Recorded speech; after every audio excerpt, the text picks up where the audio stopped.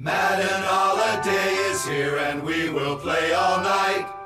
Calling sick and sound sincere, in tackles will delight. The fridge is packed with drink and meat, the taste of victory sure is sweet.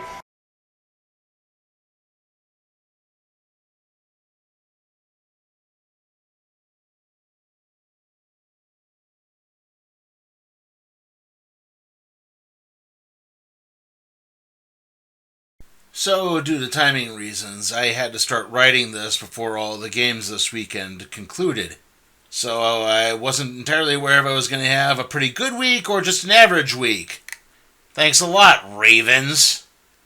I could take the Chiefs losing, I could take Arizona State losing the way they did, but generally, a 15-point lead in the fourth quarter is enough to type you can go to bed on, Which is what I did. And then I did it again on Monday. In terms of college football, Week 2 proved rough for a lot of teams considered dark horse college football playoff contenders, one of which we'll wind up getting to later. In addition to Arizona State losing, Kansas State lost to Army, Clemson struggled against Troy, LSU looked flat against Louisiana Tech, Tulane barely scraped by against South Alabama, and Michigan came up short against Oklahoma. So yeah, the culling has definitely begun there.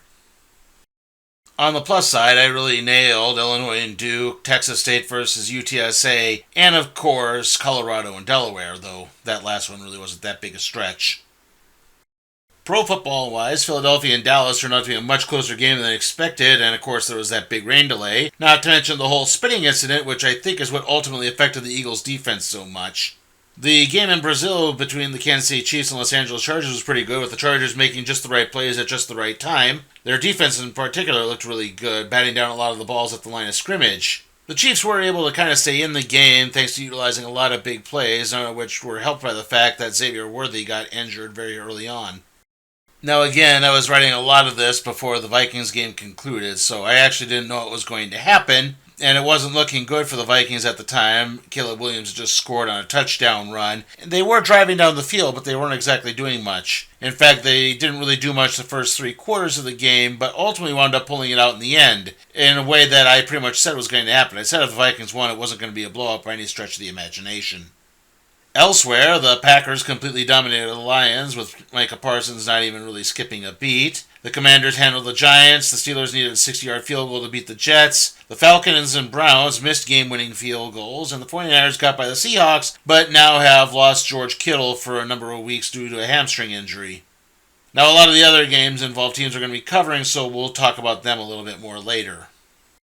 From this point until about Thanksgiving weekend, we're going to be covering 6 games a week during the season. 3 college and 3 NFL games. This week's games are Georgia versus Tennessee, Florida Atlantic versus Florida International, and Florida versus LSU. Then on the NFL side, we have New England taking on Miami, Carolina versus Arizona, and Tampa Bay versus Houston. And we'll start covering them right after the break.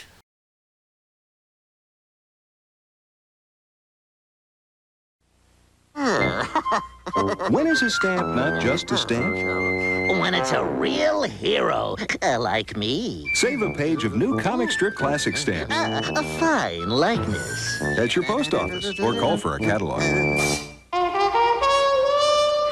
When is a stamp not just a stamp? When it's the one you've been waiting for. The Maryland stamp, now at your post office. Or call for a catalog.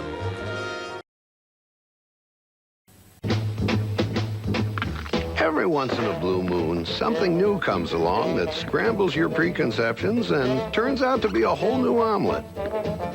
Like whoever thought you could say luxury car and fun in the same sentence?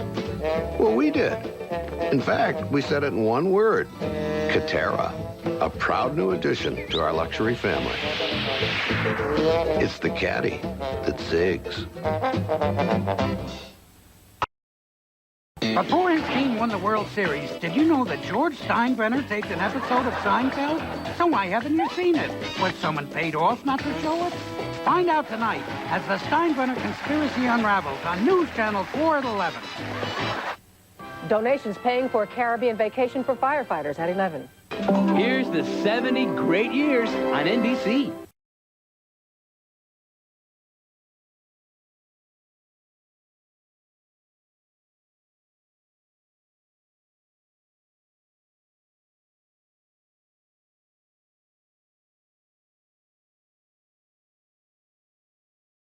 We start off with the first of our SEC games with college football playoff ramifications. Sort of. I mean, both Georgia and Tennessee are coming off victories over FCS opponents. Georgia beat Austin Peay, and Tennessee defeated East Tennessee State. Now, the Volunteers did start the season with a dominating win over Syracuse. Quarterback Joey Aguilar has completely eclipsed Nico Yamalava. I know I butchered that pronunciation, I'm sorry. But it's kind of funny as those two quarterbacks kind of switched schools, as last year Aguilar was at UCLA and now he's at Tennessee, and it's the opposite for Nico. However, I think the real key to the Volunteers' attack is their running game, which is led by Deshaun Bishop. The defense is led by Arian Carter, and they're facing their first real test in the Bulldogs right now. Now, after opening the season against Marshall and Austin Peay, it does appear that the Bulldogs are also facing their first real test of the season. On the plus side, Gunnar Stockton has now proven himself worthy of being the starting quarterback after kind of floundering last year towards the end when he had to step in for Carson Beck. However, I think, again, the real power here is the running game with the 1-2 punch running back with Josh McCray and Nate Frazier picking up a lot of the offense. And much like the Volunteers, the Bulldogs' defense has yet to really be tested, which is kind of ironic given that that's Kirby Smart's specialty. Now, Knoxville is definitely going to be hopping, and it's going to prove tough for Georgia to really play in. So this game is going to be close, but ultimately I do think the Bulldogs are going to pull this out. They're the slightly more talented team, and they're the team I have a little more faith in at the moment. So, yeah, I'm picking Georgia to win this.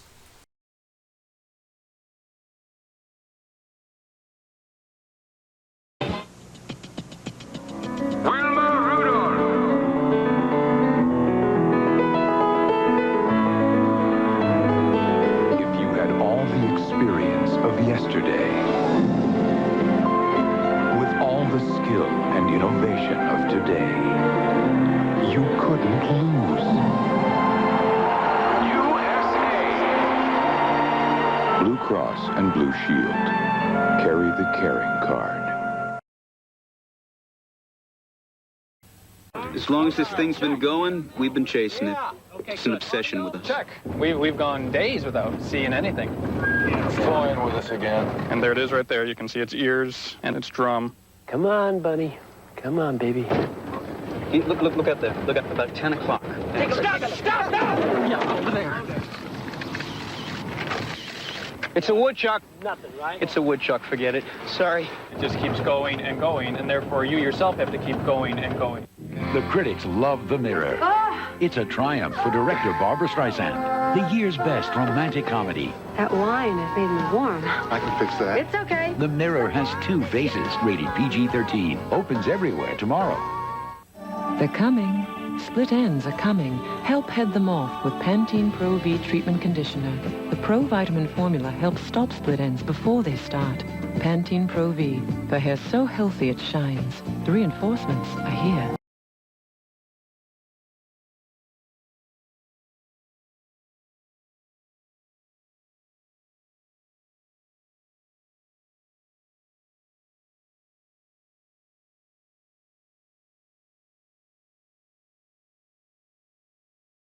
Now for something completely different. I give you the Shula Bowl between Florida Atlantic University and Florida International University.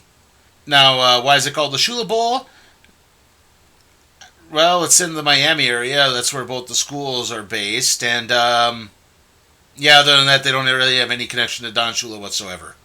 Anyway, the Florida Atlantic Owls are 1-1 this season. They had a blowout loss to Maryland, but then they had a blowout victory over Florida A&M. Again, kind of take that what you will. No disrespect to the Timber Rattlers, but yeah, they haven't been dominant for a long time. And the Owls have definitely dominated this rivalry, but they've had the coaching advantages with the likes of Howard Schnellenberger and Lane Kiffin patrolling their sidelines much of the time. The Owls' main offensive weapon is quarterback Caton Velkamp, and they do have a few others in wide receivers Easton Mester and Michael Kalashate. Apologies if I mispronounced that one. They also have running back Xavier Terrell, who's actually pretty good. Now, Florida International University, which you probably know best as the school that's mainly funded by the rapper Pitbull, has been trying to emerge from program dormancy that they've been in for pretty much the last 15 or so years. They were blown out by Penn State in the first game this season. They then blew out Bethune-Cookman, who, again, all due respect to, aren't exactly powerhouses at the FCS level. But the most unique aspect of the Panthers is that their defense is basically a legacy defense. They do feature some good pass rushers in Lamont Green Jr. and Quaylon Hill and the defensive line, but their defensive backs include Brian Blades II, that's the son of Brian Blades, the longtime Seattle Seahawks wide receiver, and part of the Blades legacy at the University of Miami. And they also feature Websley Etienne, the brother, obviously, of Travis and Trevor Etienne, the professional football running backs.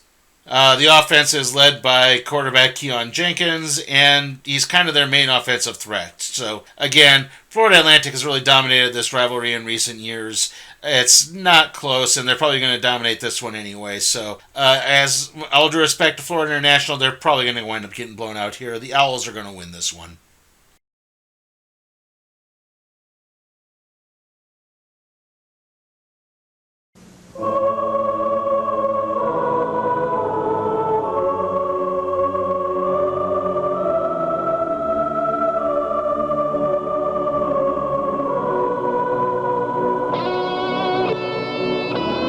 There's a new stonewashed jean made for a man after his work is done. American Hero Jeans from Wrangler, a proud sponsor of ABC's coverage of America's Olympic heroes. You know, I have been trying to explain this new AT&T one-rate plan. Hey, I am tired of all these little phone companies, people you never heard of. No, this is AT&T. They say big discounts, but who can tell with all the restrictions? No restrictions. Calls from home, a one low rate, all the time. Yeah, but only to certain people or certain times. No, 15 cents a minute to anybody in America, anytime. And I get this from AT&T? Yes. I don't know. I thought I was doing so well. No restrictions, no games. The AT&T one-rate plan. Sunday, it's Alien Adventures in... That baby has taken control of us. Babysitting. He's my little bunny rabbit. Hey, guys, it's feeding time. And only Third Rock. Then, an all-star Boston Common Thanksgiving with Paul Williams, Margot Kidder, and Patty Hearst. It'll be like our own little dysfunctional family. All new NBC Sunday. You're watching Friends on NBC. She only wanted to teach her daughter a lesson. I did everything I could to keep her safe. But it turned into a nightmare. What do you mean I can't take her home now? From NBC, a motion picture every family must see. I just want to go home. Inspired by real events. I'm gonna get you out. You have to believe that. What kind of mother are you? NBC Monday.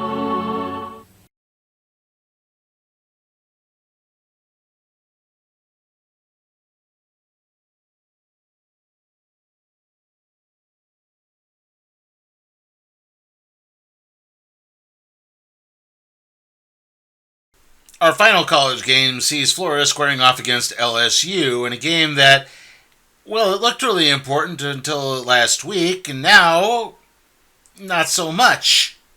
The Gators were considered a kind of dark horse contender for the college football playoff, and then they just suddenly lost to South Florida last week, which means now they pretty much have to win out if they're going to have any chance.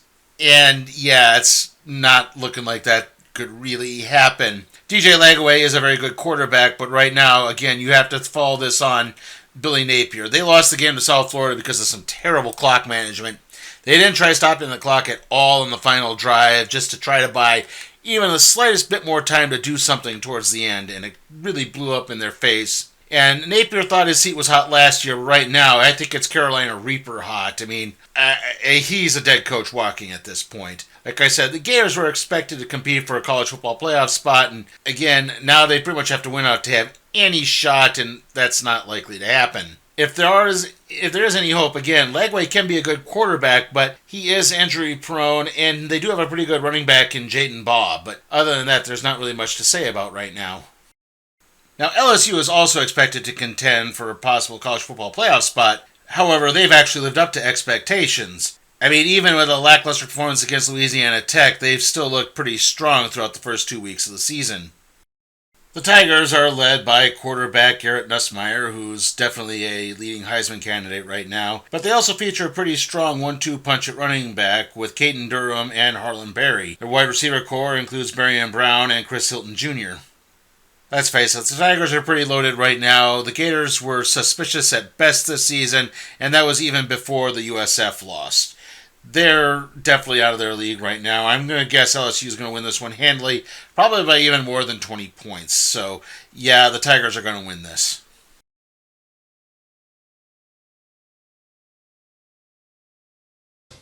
You're my agent. You have to do something about this. My face is on the cup with a duck.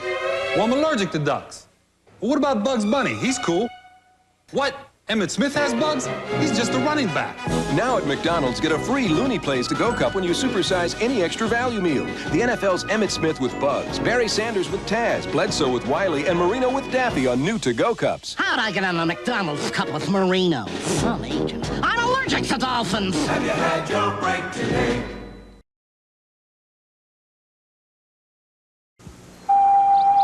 Every day, several new friends arrive in the Weyerhaeuser Forest. They'll spend their life here. And every day, during planting season, Weyerhaeuser plants 400,000 new trees, so our friends won't have too far to wander from home. And so we'll have enough wood and wood fiber for all the products we need today and tomorrow. Weyerhaeuser, the tree growing company, and more. Taco Bell introduces fajita wraps, a different taste from a whole new place. Cut it up, spice it up, grill it up, wrap it up, mix it up, fire it up, fill it up, tear it up, wrap it up. Sink your teeth into Taco Bell fajita wraps. Marinated grilled steak or chicken and roasted fresh veggies, all wrapped up and ready to rumba. There's nothing ordinary about it. Wrap it up.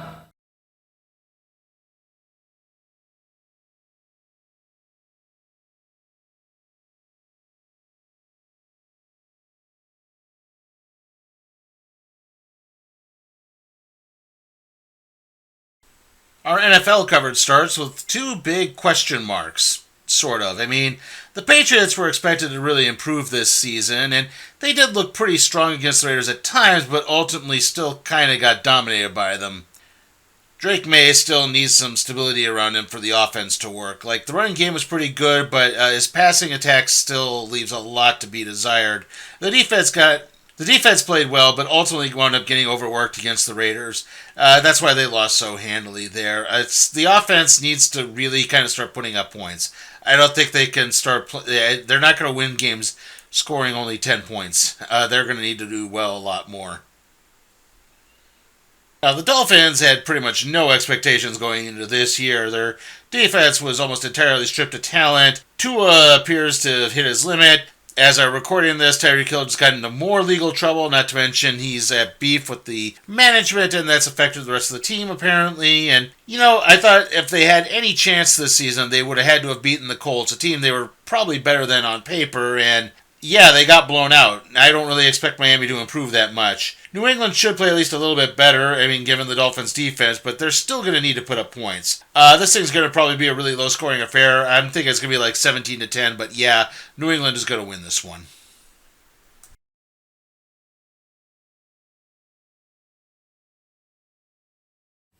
What was for dinner last night? Burgers and, Maybe you should fill that space with stovetop a little more often. Just remember the stovetop. Excellent. And they'll remember the dinner. Stovetop stuffing. Everything else is just stuff.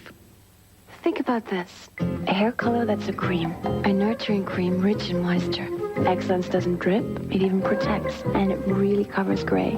Does your hair color do all that? Excellence Cream by L'Oreal. Think about it.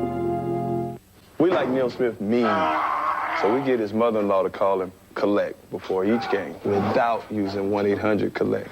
Could have saved you some serious cash, Neil. 1-800-COLLECT. Save the people you call up to 44%.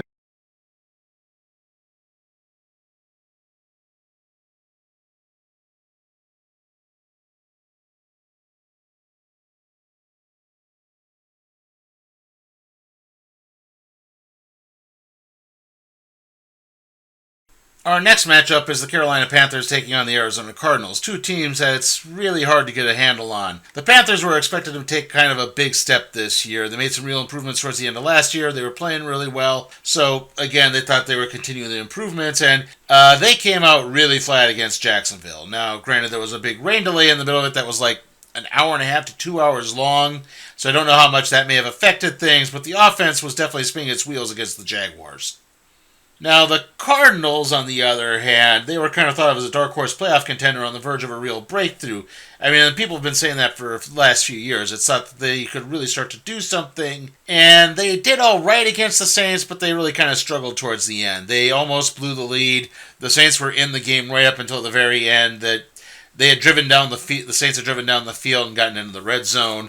Kyler Murray played okay. Marvin Harrison Jr. played okay, but not the type of blowout that really should have been expected of when you're going up against a team that everyone says is probably in the number one draft pick sweepstakes this year. So yeah, the Cardinals are better on paper. Admittedly, I think the Panthers could be unpredictable, so I wouldn't be entirely surprised if they win, but I'm still going to go with Arizona on this one. I trust them just a little bit more. It's going to be close. It's probably going to be low scoring. So I'm picking the Cardinals here.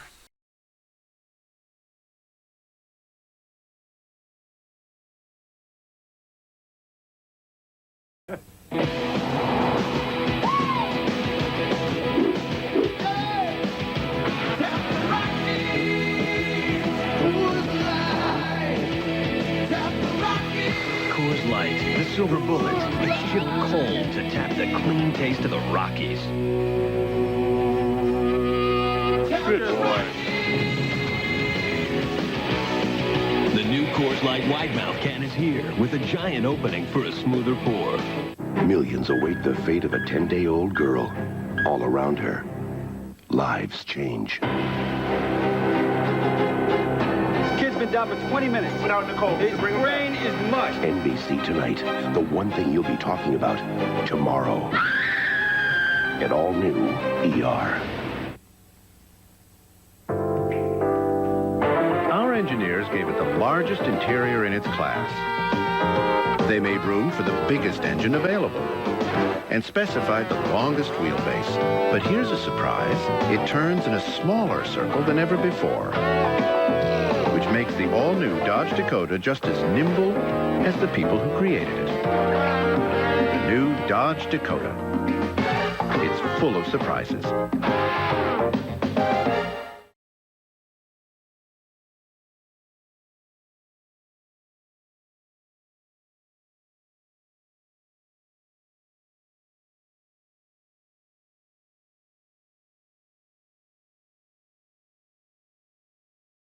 Our final matchup is the Monday night game between the Tampa Bay Buccaneers and the Houston Texans. Two teams that I think had really disappointing openers. Now, it's not a huge surprise that the Texans lost in Los Angeles. I mean, the Rams are a really good team, but Houston looked really uninspired. Their offense is lacking punch.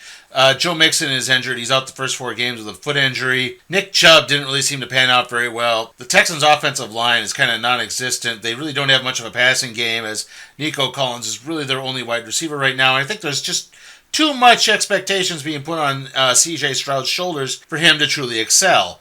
He plays better when he has a full array of weapons and he can actually, do things. That being said, their defense was mostly good. It did hold the Rams in check for most of the game. They just kind of let up a few too many points. I think that was what summed that up the best. Now, the Tampa Bay Buccaneers, they won, but really they probably should have lost the Atlanta Falcons. I mean, Ibuka caught that touchdown late to ultimately win the game, but then the defense immediately let the Falcons march right down the field and get into position for a chip shot field goal that somehow the normally reliable Younghoe Koo missed. So yeah, it just didn't really seem to pan out there. Like I said, the Buccaneers offense is looking really good, but the defense has a lot of question marks right now. They took way too many dumb penalties that resulted in automatic first downs against the Falcons. I think that game should have been more of a blowout than it really was. It really kind of turned into, like I said, I have better expectations for the Buccaneers. That's a team that could easily make the NFC Championship game if they just applied themselves a little bit more. That being said, I do think Tampa Bay is the more reliable offense right now. The Texans are going to need to step up and have any chance in this. They're playing at home, so that might be a bit of an advantage, but ultimately I think Tampa Bay wins this one. I'm picking the Buccaneers to win, though it may be close. So I'll come back after the break and we'll wrap things up.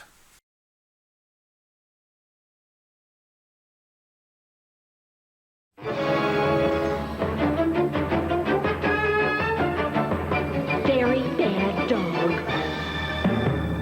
Sometimes you really need a Polaroid one-step camera, and now you can get one for under $25. Oh, dear.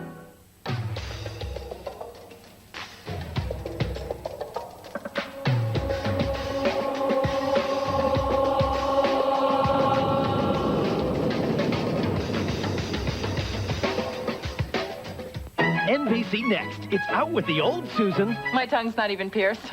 And in with the new. Whoa! Okay, maybe not. But it's all for this amazing guy. Amazing like we got Chinese food amazing, or amazing like, oops, my bra's on the ceiling fan. All new Suddenly Susan. NBC Next. Tonight at 11, you supported your local fire department, but did you know the money was going to Aruba? Then, new rules for liver transplants, why it will be harder for some people to get them. Plus, reach in your pocket, check out your cash. Is it real or fake? Tonight at 11. To the vows we make, to the roads we take, and the stops along the way. The parade, the dance, the joy, the chance, and children too someday. The vows we make, the roads we take, the stops along the way.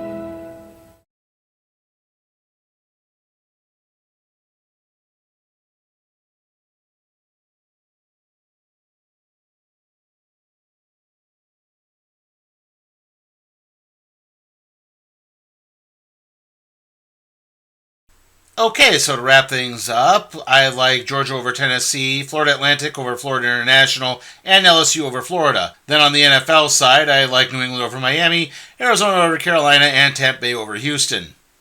Sorry if it seems like I don't really get too far into the NFL coverage on this show.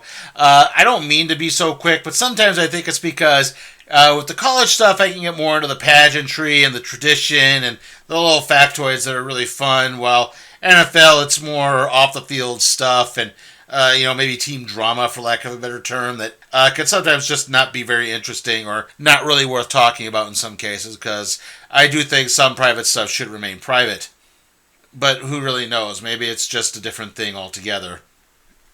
Anyway, the games we're covering next week include Tulane versus Ole Miss, Boise State versus Air Force, and Washington versus Washington State. Then on the NFL side, we're covering the Las Vegas Raiders versus the Washington Commanders, the Green Bay Packers versus the Cleveland Browns, and the Seattle Seahawks versus the New Orleans Saints. Now, the next video after that is going to be the recap and review for All Out 2025, hopefully. Again, I can't order it until a week before the show because that's how that works, apparently. After that, it will be the random trade review on Doomsday Clock, though that might actually come out a little bit later than usual. I might actually have another week of football predictions in there. Doomsday Clock is going to be a pretty long review. I have to kind of summarize Watchmen in order to explain Doomsday Clock, and the whole thing is 12 issues long, and some of those issues are double-sized, so yeah, there's kind of a lot to cover. So, like I said, hopefully I can find a way to shorten it down as much as I can, but yeah, don't be surprised if the random trade review gets pushed back a little bit. I don't mean to, but that's kind of how it's going to pan out. Sorry. Anyway, see you all next time.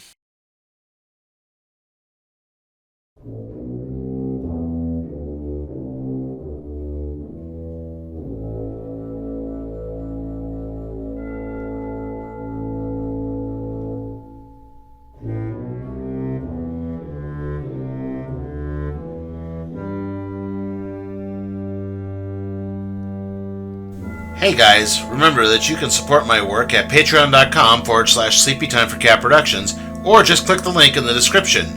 Also, remember to like, comment, share, subscribe, and ring that notification bell so that you can be made aware of further videos.